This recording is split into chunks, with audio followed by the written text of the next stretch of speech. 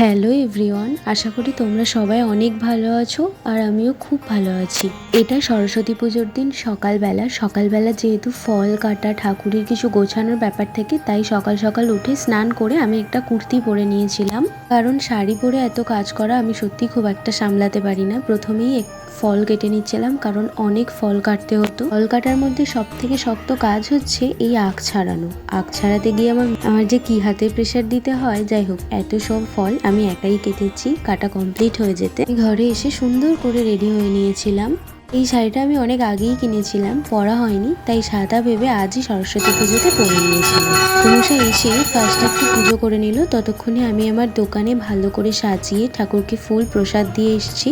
কারণ ওদিকে ঠাকুরমশাইয়ের পুজোও হয়ে যাবে আর আমারও পুজো হয়ে যাবে। সরস্বতী পুজো সত্যিই ব্যাচেলার লাইফে অন্যরকম কাটতো। কি যে মজা হতো টিউশন। জানো তো, সরস্বতী পুজো কাটতো ছোটবেলায় সবাই মিলে একসাথে সেজেগুজে স্কুলে যাওয়া।